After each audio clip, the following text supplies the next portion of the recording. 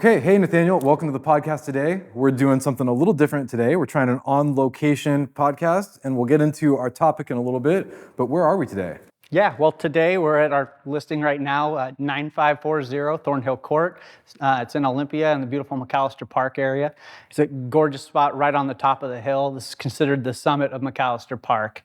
It really is beautiful here, and we'll show later we've got an absolutely gorgeous view of Mount Rainier, which a little personal side note, as we get to know you more a little bit, we'll uncover that you've actually climbed Mount Rainier all the way to the summit. I have. Which is no small feat, such like it's no small mountain out there. Let's jump into our podcast today.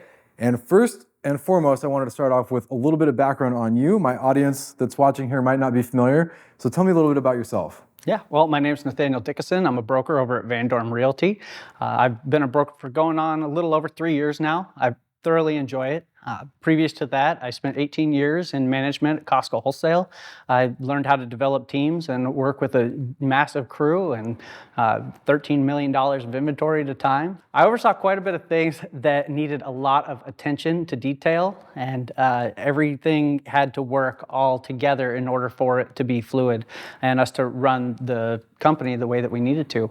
I've been a resident in Olympia my entire life. I was born and raised here. Born out of St. Pete's Hospital, so that's kind of cool. I grew up with a brother that's a year younger and have just loved being here. And I know that you and I were a grade apart, so that's kind of a cool background as well, that we've actually got some history. That is true, and that's something that we love about being in Olympia.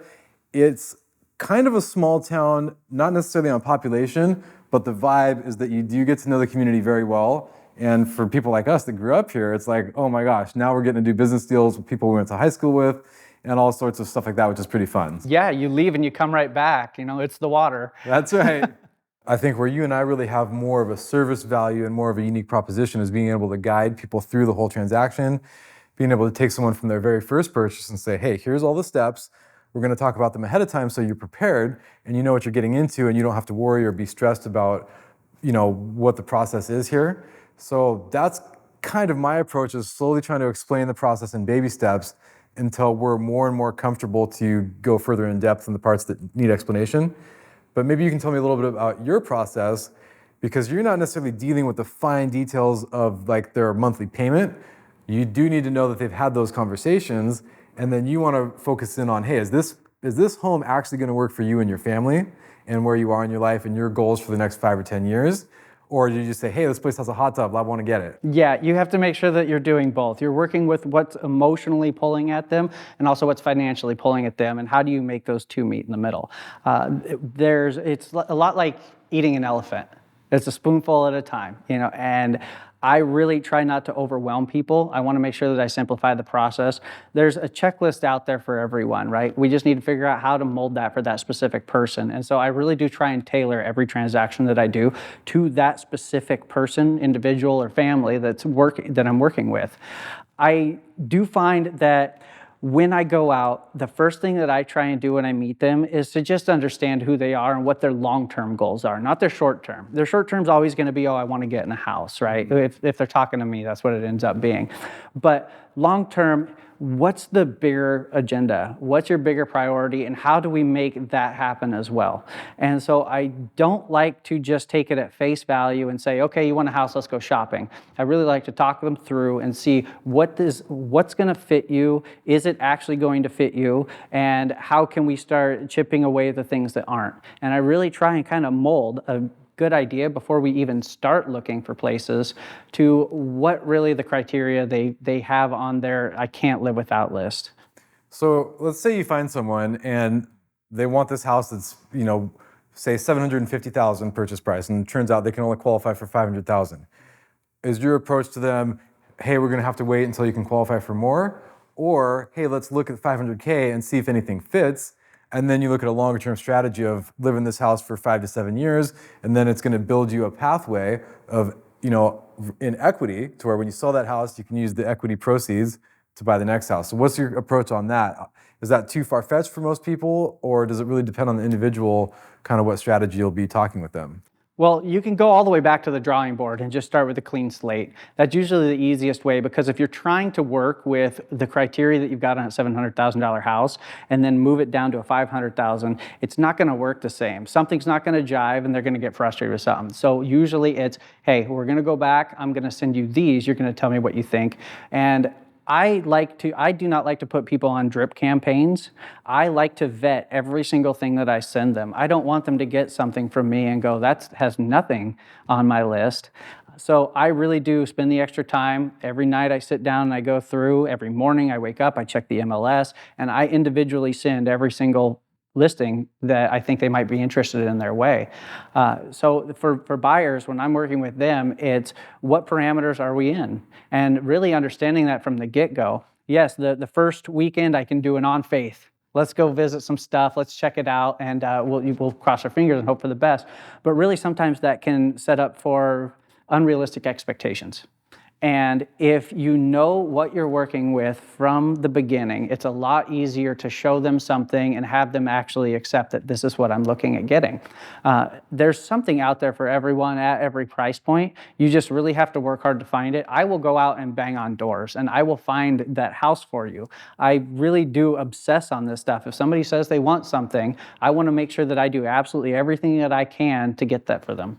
And so coming kind of back to my idea, and maybe it's because I'm the finance guy, so I'm considering purchase, potential refinance, and then where you are down the road.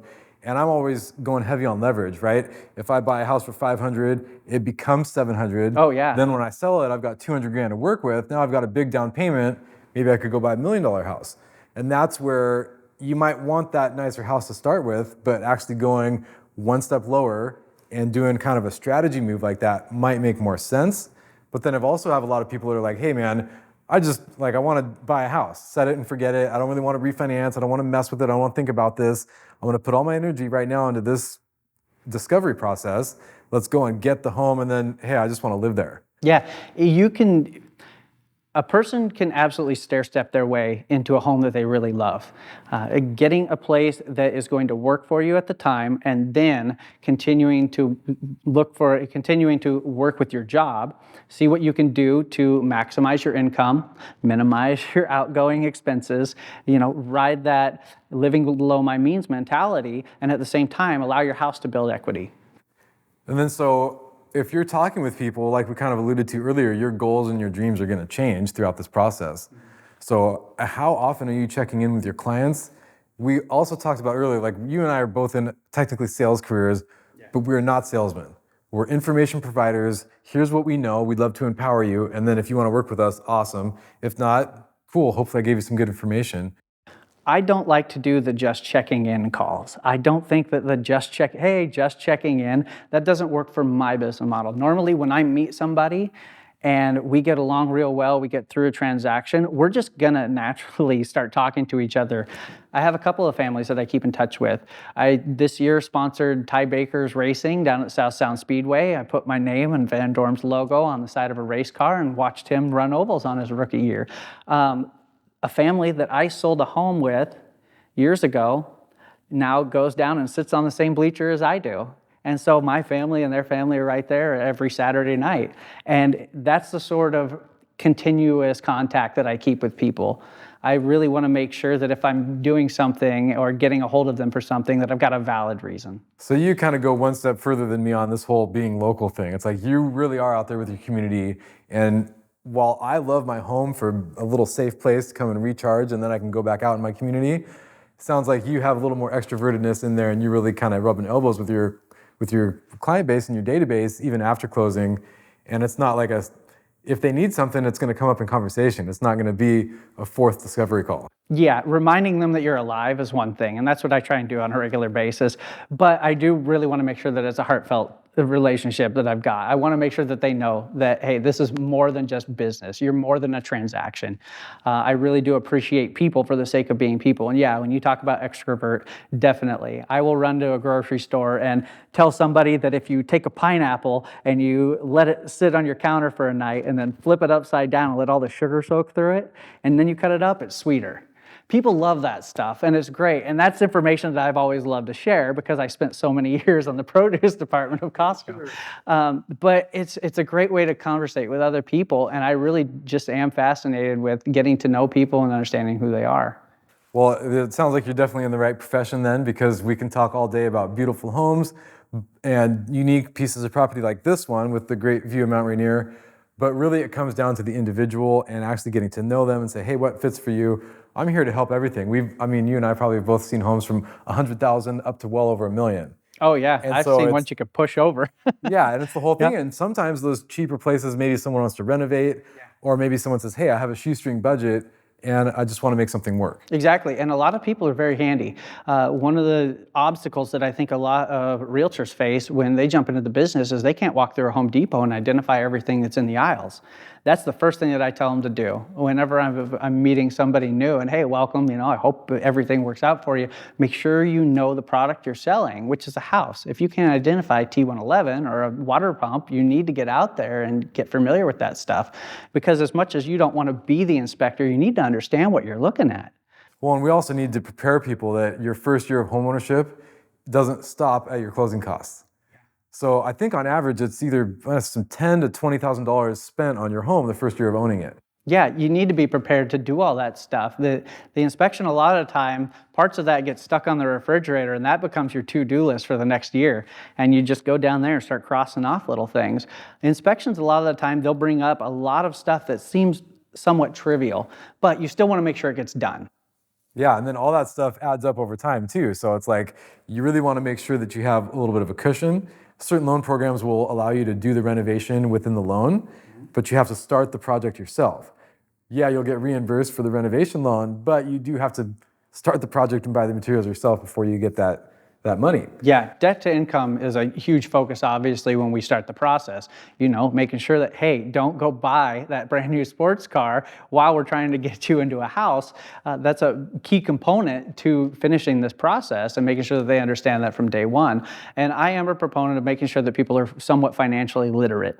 I want to make sure that they understand how to budget and make sure that they understand what their debt to income looks like. If you don't know how much you spend on coffee a month, you really need to hold yourself accountable and look at that. And I never try and use the, if I didn't buy a cup of coffee, then I could buy a house. That's not the case. What my point is that you need to understand where your money's going before you have it. That way you can actually allocate some to savings, to putting away, to actually creating a future. It goes a really long way, and it starts out real small. You put away a little bit here and there, and it slowly grows, which is great. Do not stop getting your coffee. I don't know if I could live without it. But at the same time, I am aware of what I spend, and I make sure that I tell my money where to go before I have it. Set yourself some goals. That's definitely a huge key, is that everybody look at their budget and know, and this probably more for first-time home buyers versus second. And let's say, if you're making 20 grand a month and your bills are 5 grand a month, you probably don't need to know, you get as much coffee as you want. Yeah. So there's some people that are exclusions to the rule, but the majority is know your budget and know what can come up. And in the example of doing a 12-month budget, this is more like, what if my water heater goes out or my furnace and I have to spend $5,000 in February? Am I still going to be good when November comes around? Yeah, that emergency fund, it's just a very basic idea. We all know what to do.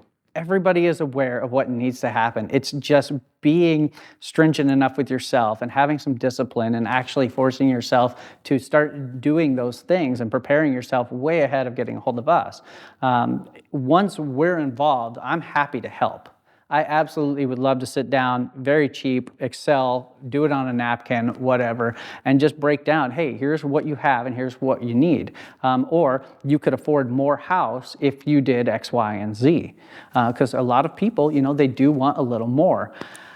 I think that sometimes making sure that you've got a good location plays a bigger role than making sure that the box that you're getting actually fits every single need. You can always change that. So obviously, very, very elementary school concept, but you can't change the location on these places. So make sure that you pick out and you do the research.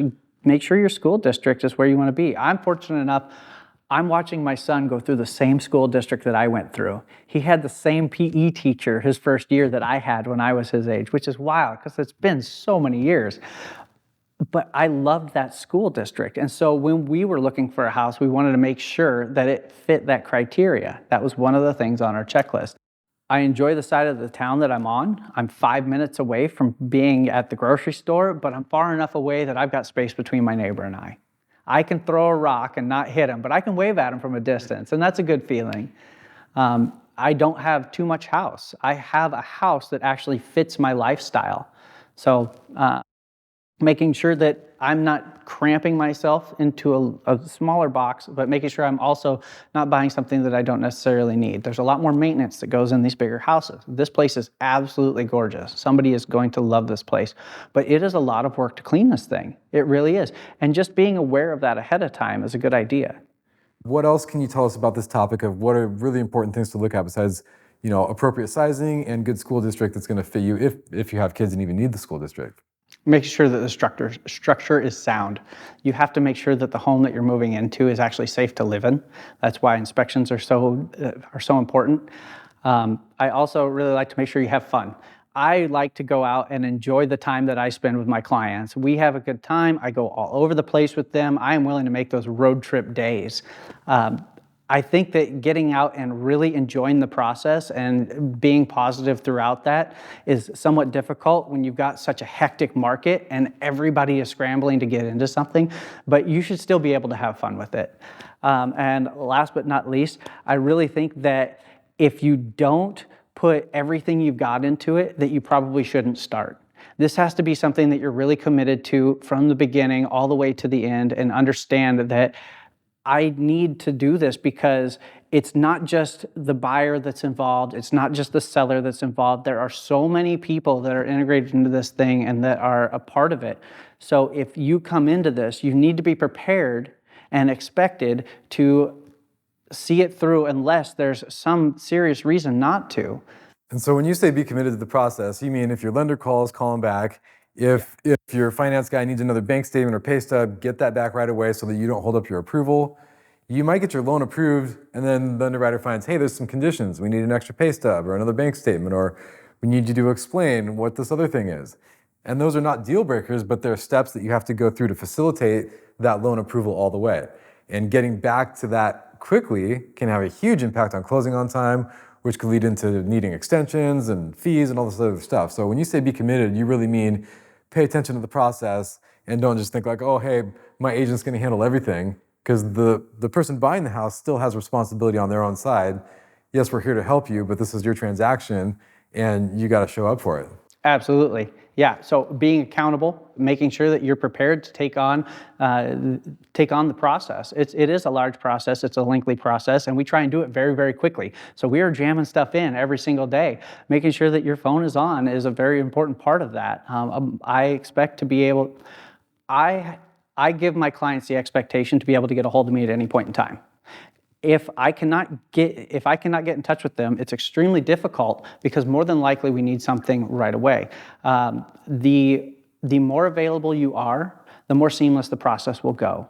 And that's really what it comes down to, is if you want a stress-free, seamless process, I will pick up and carry as much of that for you as I possibly can. But there are going to be times where I need you to get a hold of somebody that's not going to talk to me about your transaction. Yeah, we're here to guide and help and provide all the information that's requested or needed, but we can't make decisions for people. And we are actually very clear about not doing that. Hey, if I have an opinion, it's based on this experience, and I'll tell you why I think what I think. And here's your 3 options. What do you think? Yeah. What's really good for you? And then tell me about that. And maybe you think you want this option, but you're not quite right. And so we'll talk about it, and you'll realize, oh, actually, I just realized I want the other option. And so talking through what people want, being patient, that's a huge part of what we do. And I just want people watching this to understand that kind of the whole reason behind doing a podcast and all this is just so people have more access to us. They feel more comfortable talking to us when they do get in touch with us. And hopefully that makes some difference on the process. And just to assure everybody, we're here to be on their side. And hopefully that's a boost for our whole community. Whenever I'm working with a buyer or a seller, I want to make sure that I'm paying attention to the other side as well. I want to make sure that I'm staying in constant contact with that agent, that they are communicating with their client, and that we are giving them some peace of mind. That goes back to the whole thing of being local and us knowing each other. So now if we have a mutual client, say I get the client pre-approved and then they want to come and buy your property or property that you have listed, you and I can talk to each other, and then we can discuss the whole scenario. Now everybody's really on like a team page, and we're really feeling comfortable. We've uncovered, all the question marks, and we can move forward in a really comfortable way. And, getting that kind of local piece all together really, to me, makes a huge difference. Yeah, whenever I'm working with either a buyer or a seller, I want to be aware of the other side and make sure that they feel comfortable and like we are doing our part to take care of their transaction as well. We all have the same common goal. Everybody is trying to point the same direction. And so when we work together and do our best to be on top of everything, to be available for phone calls, to make sure that if something needs addressed, that we address it immediately. Those are all key factors into getting something done seamlessly, smoothly, very few headaches. If there are headaches, I will take them. I don't need to pass that on to my clients at all. But I want to make sure that their homes are taken care of, whether it's the buyer, the seller, or if I'm just out here, or if I'm doing both. Well, okay, so that my mind is going in a bunch of different directions, but for the sake of simplicity and keeping it simple and short and sweet, I think we can kind of cap our podcast here for today, maybe look around the rest of the house. Do you have any closing remarks that you want to share with our audience today, or how are you feeling about the lay of the land here? I just appreciate you coming out and inviting me out for this. This has been fantastic. This home, 9540 Thornhill Court, is an amazing place. I can't wait for you all to see it. Okay, awesome. Well, I think that pretty much concludes it for the podcast, but if somebody is looking to list their property, what's the best way to get a hold of you for your representation? Yeah, well, you can call me on my phone, 360-259-8949. Message us in the comments below and we'll respond, or direct to the cell phone. Just call me directly. Yeah. I'm always available on my phone. If you give me a call, I will pick up the phone. And if I don't, then I will be giving you a call back immediately. I do not like to wait. I don't like to waste people's time. Right on. Okay, that sounds great. Well, thank you for your time. We'll wrap it here. Thanks everyone for watching the podcast. We'll catch you on the next episode. Appreciate it, guys.